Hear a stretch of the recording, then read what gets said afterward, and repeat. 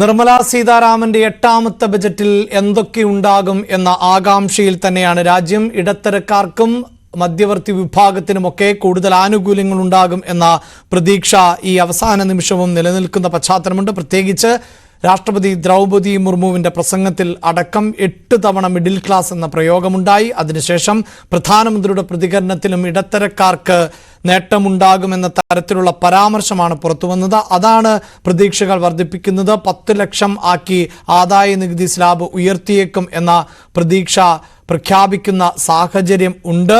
എന്തായാലും ഇപ്പോൾ കോൺഗ്രസ് നേതാക്കളുടെ അടക്കമുള്ള പ്രതികരണങ്ങൾ വരികയാണ്. ജയറാം രമേശിന്റെ പ്രതികരണം വരുമ്പോൾ വലിയ പ്രതീക്ഷയൊന്നും പുലർത്തുന്നില്ല ഞങ്ങൾ എന്നാണ് പറയുന്നത്. അതായത് ഇപ്പോൾ ഈ പുറത്തു പറയുന്നത് പോലെയുള്ള അല്ലെങ്കിൽ പുറത്ത് പ്രചരിക്കുന്നത് പോലെയുള്ള ഇടപെടലുകൾ ഒന്നും ബജറ്റിൽ ഉണ്ടാകാൻ സാധ്യതയില്ല.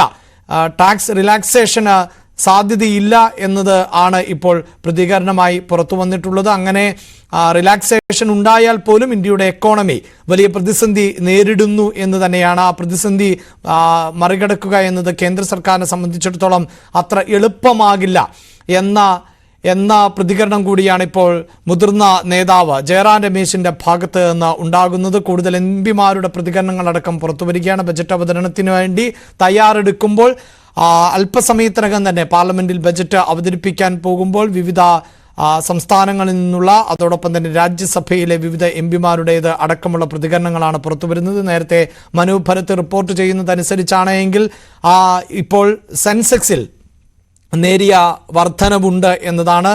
തീർച്ചയായും ചാഞ്ചാട്ടങ്ങൾ എന്ന ബജറ്റ് അവതരണത്തിന് മുമ്പ് ഈ സെൻസെക്സിൽ ഉയർച്ച രേഖപ്പെടുത്തുന്നു എന്നത് വിപണിക്ക് അനുകൂലമാകുന്ന പ്രഖ്യാപനങ്ങൾ ഉണ്ടാകും എന്നതിൻ്റെ സൂചനയായിട്ടാണ് പൊതുവെ വിലയിരുത്തപ്പെടുന്നത്. ഒരു പക്ഷേ വിപണിക്ക് അനുകൂലമാകുന്ന പ്രഖ്യാപനങ്ങളല്ല എങ്കിൽ ഇപ്പോഴത്തെ ഈ ഉയർച്ച സ്ഥായിയായി നിലനിൽക്കില്ല.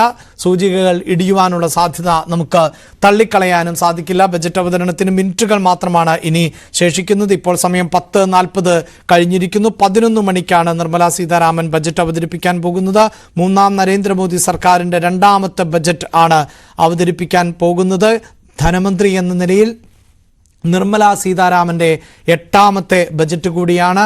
നടപടിക്രമങ്ങൾ ഏതാണ്ട് പൂർത്തീകരിക്കപ്പെടുന്നു. ഇനിയിപ്പോൾ ഈ ബജറ്റിന് കേന്ദ്രമന്ത്രിസഭയുടെ അംഗീകാരം നൽകുക എന്നത് മാത്രമാണ് സാങ്കേതികമായ നടപടിയായി ബാക്കിയുള്ളത്. അതിനുശേഷം 11 മണിക്ക് തന്നെ ബജറ്റ് അവതരണം ആരംഭിക്കും. എത്ര സമയം നീണ്ടു നിൽക്കുന്ന ബജറ്റ് എന്നത് നമുക്ക് വ്യക്തമല്ല. നേരത്തെ സ്വതന്ത്ര ഇന്ത്യയുടെ ചരിത്രത്തിൽ തന്നെ ഏറ്റവും കൂടുതൽ സമയം ബജറ്റ് അവതരണം നീണ്ടുപോയ പ്രസംഗം എന്നത് ധനമന്ത്രി നിർമ്മല സീതാരാമൻ്റേത് തന്നെയായിരുന്നു. അങ്ങനെ സുദീർഘമായൊരു ബജറ്റ് പ്രസംഗത്തിലേക്ക് പോകുമോ എന്നതിലും വ്യക്തതയില്ല. ബജറ്റ് ഇപ്പോൾ റെയിൽവേ ബജറ്റും പൊതുബജറ്റും ഒരുമിച്ചാണ് അവതരിപ്പിക്കുന്നത്. അതുകൊണ്ട് തന്നെ റെയിൽവേ പദ്ധതികളെ സംബന്ധിച്ച പ്രഖ്യാപനങ്ങളടക്കം ബജറ്റിൽ ഉണ്ടാവുകയും ചെയ്യും. ബജറ്റുമായി ബന്ധപ്പെട്ട് ഏറ്റവും അധികം പ്രതീക്ഷകൾ പങ്കുവയ്ക്കുന്ന ഒരു സാഹചര്യം ഉണ്ട്. എന്നാൽ കേന്ദ്ര സർക്കാരിനെ സംബന്ധിച്ചിടത്തോളം ഈ ബജറ്റ് ഒരു ഭാഗത്ത് സാമ്പത്തിക പ്രതിസന്ധി വലിയ വെല്ലുവിളിയായി നിലനിൽക്കുന്നുണ്ട്. പ്രതീക്ഷിച്ച നിലയിലുള്ള ഒരു മുന്നേറ്റം സാമ്പത്തിക രംഗത്ത് ഇല്ല. വികസിത ഇന്ത്യയിലേക്ക് എന്ന് കേന്ദ്ര സർക്കാർ ആവർത്തിച്ച് അവകാശപ്പെടുമ്പോഴും അങ്ങനെ വികസിത ഇന്ത്യയിലേക്ക് കുതിക്കണമെങ്കിൽ ശരാശരി 8% മുകളിൽ എങ്കിലും വളർച്ചാ നിരക്ക് തുടരേണ്ട പശ്ചാത്തലമുണ്ട്. പക്ഷേ രാജ്യത്തിൻ്റെ വളർച്ചാ നിരക്ക് ഇപ്പോൾ 7% താഴെയാണ്. 6.8% വളർച്ച ഉയർന്നേക്കാം എന്ന പ്രതീക്ഷയാണ് സാമ്പത്തിക അവലോകന റിപ്പോർട്ടിൽ വെച്ചു പുലർത്തുന്നത്. അത് വീണ്ടും താഴേക്ക് പോയാൽ അവകാശപ്പെടുന്നത് പോലെയുള്ള ഒരു വികസനം രാജ്യത്ത് സാധ്യമാവുകയില്ല. അതിന് എന്തെല്ലാം പോംവഴികൾ ആണ് കണ്ടെത്തേണ്ടത്? കൂടുതൽ തൊഴിലവസരങ്ങൾ സൃഷ്ടിക്കേണ്ട ഉത്തരവാദിത്വം കൂടിയുണ്ട്. ഇപ്പോൾ കേന്ദ്ര സർക്കാരിന് അത്തരം പ്രഖ്യാപനങ്ങൾ കൂടി ഉണ്ടാകുമോ എന്നതാണ് ബജറ്റിനെ സംബന്ധിച്ചിടത്തോളം ഏറ്റവും പ്രധാനപ്പെട്ടതാകുന്നത്. പക്ഷേ സാധാരണക്കാരായിട്ടുള്ള ആളുകൾ, ഇടത്തരം കുടുംബങ്ങൾ, സർക്കാർ ജീവനക്കാർ, കേന്ദ്ര സർക്കാർ ജീവനക്കാർ അവരെല്ലാം ഉറ്റുനോക്കുന്നത് അവർക്ക് നികുതി ഇളവ് ലഭിക്കുമോ എന്നുള്ളതാണ്.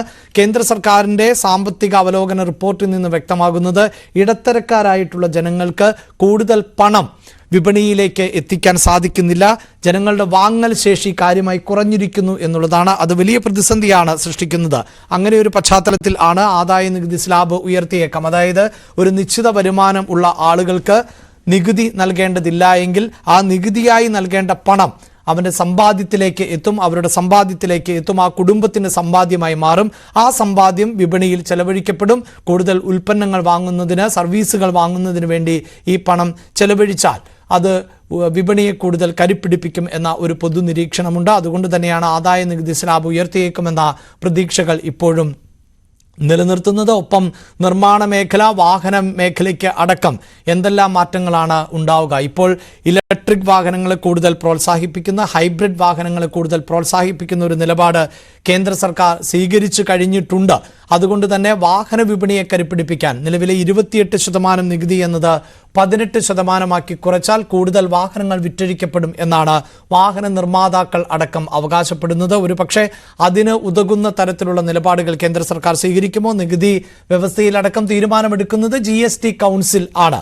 സാധാരണ നേരത്തെ ബജറ്റ് അവതരണ ഘട്ടത്തിലായിരുന്നു വിവിധ ഉൽപ്പന്നങ്ങൾക്ക് വില കൂടുമോ കുറയുമോ എന്നതെല്ലാം നേരിട്ട് അറിയാൻ സാധിച്ചിരുന്നത്. എങ്കിൽ ഇപ്പോൾ അങ്ങനെ പ്രത്യക്ഷമായി ഒരു ഉൽപ്പന്നത്തിൻ്റെ നികുതിയിൽ വലിയ മാറ്റമുണ്ടാകുമോ, അങ്ങനെ വില കുറയുമോ കൂടുമോ എന്നത് അറിയാൻ സാധിക്കില്ല. അതിന് GST കൗൺസിൽ ആണ് തീരുമാനം എടുക്കുന്നത്. എങ്കിൽ പോലും ബജറ്റിൽ അതുമായി ബന്ധപ്പെട്ട തീരുമാനങ്ങളും പ്രഖ്യാപനങ്ങളും ഒക്കെ ഉണ്ടാകാറുണ്ട്. അങ്ങനെ വാഹന വിപണി ഏത് നിലയിലാണ് പ്രതികരിക്കുക, മറ്റു ഉൽപ്പന്നങ്ങൾക്ക്, സേവനങ്ങൾക്കൊക്കെ എന്ത് മാറ്റം ഉണ്ടാകും എന്നതും ബജറ്റിനെ ആശ്രയിച്ചാണ് ഇരിക്കുന്നത്. അത്തരം കാര്യങ്ങൾ കൂടി അറിയാം അല്പസമയത്തിനകം.